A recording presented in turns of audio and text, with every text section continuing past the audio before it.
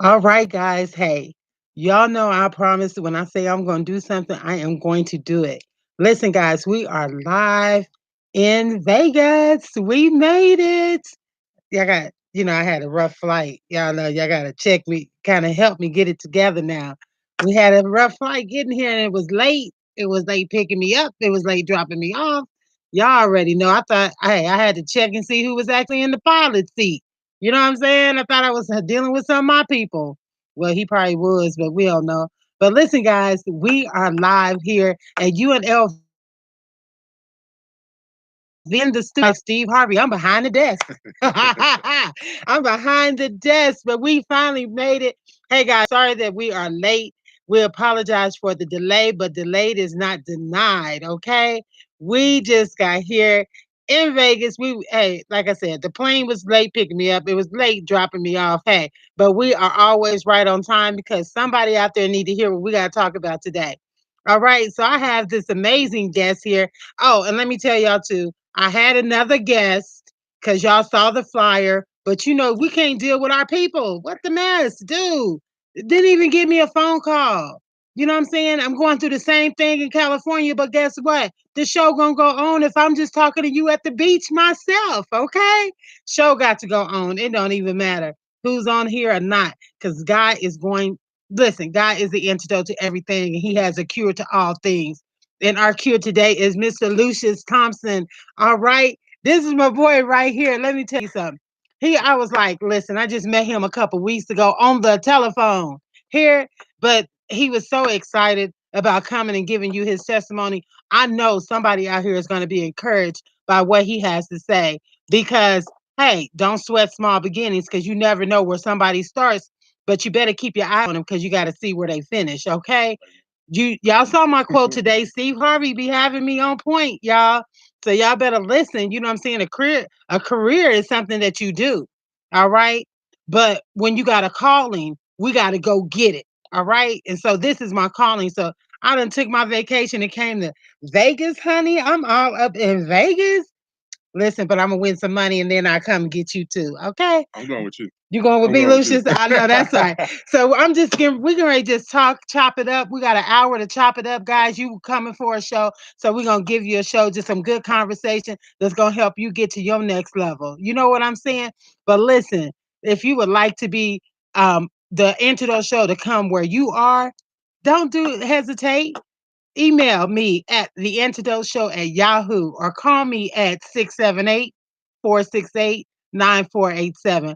I am so glad I ain't got no stalkers calling me because I get that number out a lot. You know what I'm saying? Somebody may be crazy trying to call me. Hold on, let me turn off my live real quick. Don't turn off your live. Oh, they on his live. Okay, so Lucius is here. He's like I said, he go to UNLV. He is a man. I hear he's the man around campus. When you want to get it done, holler at Lucius here. He made it happen for us today. We in the studio, man. We could have been in the lobby. Come on, we could have been out there by the car because y'all know I'll shoot anywhere. I don't care. Whatever makes it happen. You know what I'm saying? But Lucius came through today. So Lucius, Yes, what do? You got to let them know what you do. Introduce yourself to the antidote world, the kingdom. well, hello out there. My name is Lucius Thompson. No lying. Uh, I'm the president of the Rebel HD2, the student ran station of UNLV.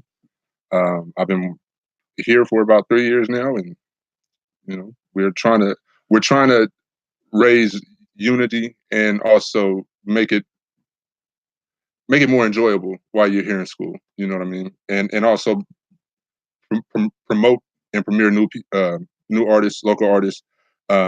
Just provide a platform for people to be able to display their talents. Well, they allowed me to come on the platform and display my talent. Okay. So they got us in. So what got you started in television or radio, radio. both? Well, I was since a kid when I got my first radio, I was in love with it, and I wanted to be one of the voices on the other end. Uh, when I turned 14, I got my first internship at 88.1 KCEP, a local community station here in Vegas. Okay. And from then on, it's just like it's been something that's been in me. Like I love music. I do music. Everything that has anything to do with music, I'm for it, with it, and in it, trying to be. Hey, I know that's right. Well, I mean, I got into television, when I was in radio first out of high school. It was like junior achievement, and they try to get you, in different places. And well, they had me at a top 10 radio countdown Okay. in Springfield, Ohio. Go figure, this little city in Ohio. But once I graduated from school and was going to go do that for college, that was going to be my major, communications. But had my beautiful son Demetrius. Yes, I did. And he was a big boy, about 9 pounds, 10 ounces, and we couldn't feed him no noodles. Okay. So we had to go ahead and get that cosmetology license so we can get about at least 35, 45, $50 an hour. Okay. Straight So up, though. but once you do radio and you do television, if that's your love, man, you want to eat, sleep, television. It's just like it just comes to life before you, Yes, and your whole attitude changes. And behind the camera, on the radio, in front of the camera, it doesn't matter. It's like a whole new person. Well, I'm the same person anyway. In Straight front up. of the camera, not.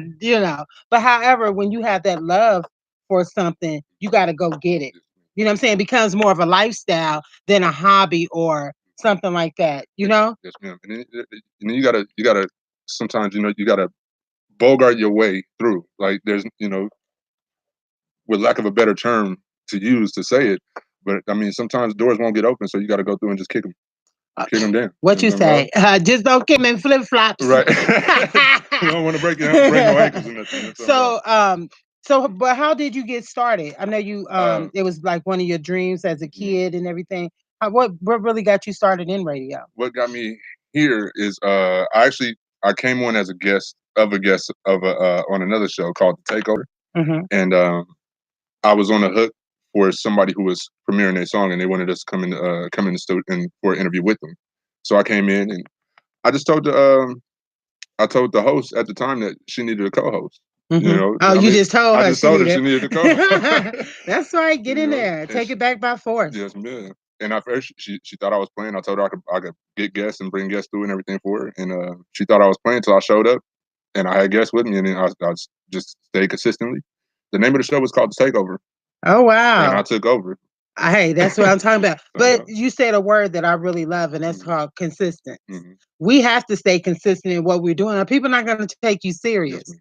I mean, even I even tell my students this: if you have to go Google yourself and check your Facebook pages and all your pages, you have to make sure things are consistent because these days they come to your social media outside of your application or your references. They go check your social media out to see if you legit, Right. if you really who you say you are, or if you an imposter. Straight up.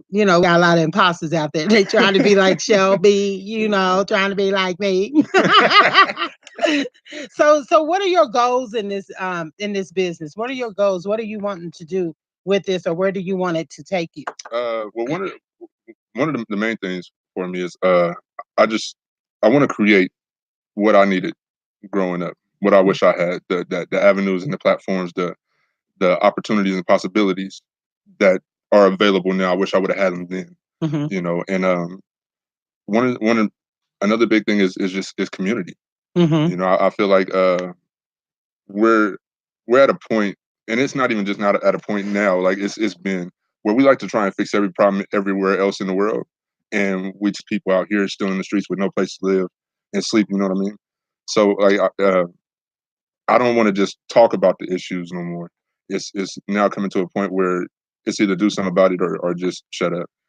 Sounds like Real Talk, Real Solutions, don't it, guys? Yes, because we have a show called Real Talk, Real Solutions where we bring the topics to the bowl. People come either when they come to the show, they sign up to volunteer or they donate.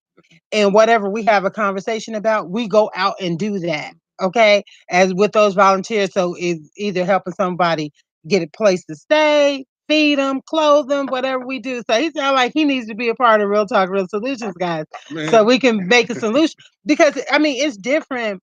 It's different for some people to sit around and talk about mhm, homelessness, but it's really something different when you have to live it. And then you can really understand where that person's coming from because that's your testimony as well. And some of us, we're living in our testimony and people don't even know. we don't carry the residue Mhm. of what we've gone through or what we're going through. You know what I'm saying? You know, That confuses the enemy. yes, ma'am. What's crazy about that is I was thinking about I had like a little analogy for that today that Uh-huh. just came to me. Like you can't tell where how far I've walked just by looking at my shoes. I don't care how beat up they may be. I don't care how clean they may be. You can't tell how far I've walked and what I've walked through just Hmm. by looking at my shoes. Right. Mhm. I know that's right. Child, don't be looking at mine. Matter of fact, coming through the airport, I tore up a pair of shoes. So I was kind of scared to throw them away, thinking I was the shoe bomber or something. Straight up, straight up. So while I'm in Vegas, I got room in my suitcase for another pair of shoes. So I'll be getting a pair. But yeah, you're right. People don't know how far you walked or what you've gone through or your issues in life. You know what I'm saying? People don't know what's going on until you open your mouth and let them know. Yes, ma'am. You know what I'm saying? They may discern it or they may be able to prophesy and some of them be prophesying, but but however, people don't know what you've gone through. I'm sure I unfold my full testimony. Some of y'all ain't ready for me to get naked. Okay. Y'all ain't ready for me